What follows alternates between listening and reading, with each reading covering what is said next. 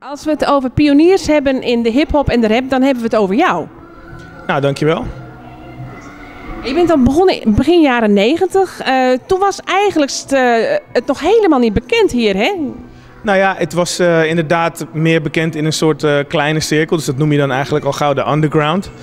En ik was heel fanatiek erin en heel veel anderen met mij ook. Er zijn heel veel andere mensen geweest die natuurlijk ook met hiphop bezig waren. En ja, er was gewoon allemaal zo'n passie ik wilde ook echt iets doen met taal in het Engels en in het Nederlands. En een van mijn drijfveren was ook om het Nederlands zeg maar echt soepel te laten klinken in hiphop. En ik geef altijd het voorbeeld, als je in het Nederlands zegt 1988 was prachtig. Dat klinkt in het Engels natuurlijk heel anders. Dus 1988 was great.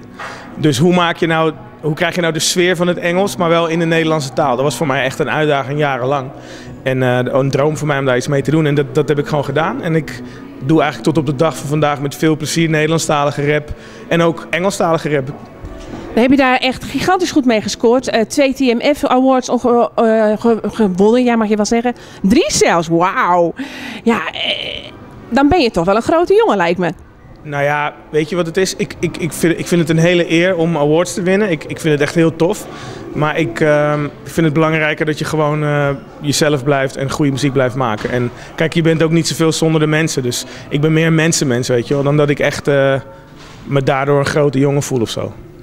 Als je nou door Nederland heen kijkt, je bent nu in het noorden van Friesland. Is het publiek door heel Nederland gelijk of is er daar echt wel verschil in? Ja, het publiek is overal verschillend. Ik heb net een theatertour achter de rug met Jurgen Rijman. Met z'n tweeën hebben we een heel tof programma gedaan. Dat was 75 optredens door het hele land. En dan merk je ook echt in alle plaatsen gewoon weer verschillende subculturen en verschillende manieren van doen. En Dokkum vind ik superleuk. Ik vind het een fantastisch podium trouwens. De uitzicht is prachtig met de boten en de mensen aan de zijkant. En mijn DJ heeft net een foto gemaakt van de achterkant van het podium. Dat uitzicht is ook ontzettend mooi. Dus het is heel karakteristiek. En de mensen hebben zin om te feesten. Dus de sfeer is gewoon helemaal goed. Dus het is overal in Nederland en ook in België heb je ook weer allerlei verschillen met Nederland. En overal zijn de mensen anders. Maar ik denk als je gewoon een goede sfeer neerzet, dan is het altijd leuk. En hier in Dokkum is het nu al heel gezellig. Gaan we eens even naar de toekomst kijken. Denk je er wel eens over na om gewoon een heel ander genre muziek te gaan pakken? Ja, absoluut. Ik ben gewoon in eerste instantie ook een taalliefhebber en een lyricist. Dus iemand die teksten schrijft. En in die hoedanigheid schrijf ik ook liedjes voor bijvoorbeeld andere artiesten. Ik heb de laatste jaren ook vaak Kinderen voor Kinderen geschreven. Voor Kinderen voor Kinderen. Ik heb ook voor Japanse muzikanten geschreven, wat daar dan uitgekomen is. Bijvoorbeeld Edcilia Rombly heb ik wel eens een liedje voor geschreven. En ik zit regelmatig in de studio met verschillende songwriters. Bijvoorbeeld Michael X, de zanger van Postman. En pardon. Ook Tjeerd Oosterhuis, de broer van Treintje.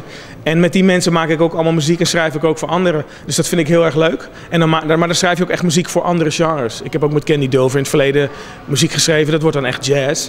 Dus dat vind ik heel erg leuk. En ook, weet je wat het is met hiphop? Het is ontstaan uit allerlei muziekgenres. Dus het is eigenlijk alleen maar logisch dat je als hiphop artiest je ook met andere genres bezig kan houden. En ik heb ook ooit een reggae-plaat opgenomen. Ik heb dit jaar een Engelstalig album gemaakt.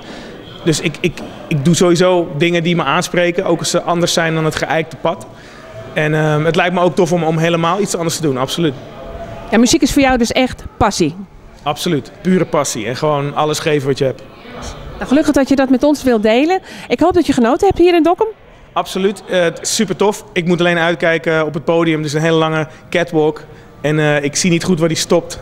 En het regent en het is glad, dus ik moest me net even goed vasthouden. Dus uitkijken dat ik niet in het water val in Dokkum. Dan mogen de mensen me redden. Want ik moet zo meteen nog 1 keer op. Dus. Nou ja, misschien kun je er wel een hele mooie hip-hop over schrijven, over het water van Dokkum. Gaan we doen. Hey, Brainpower, heel erg bedankt. Bedankt. Hè.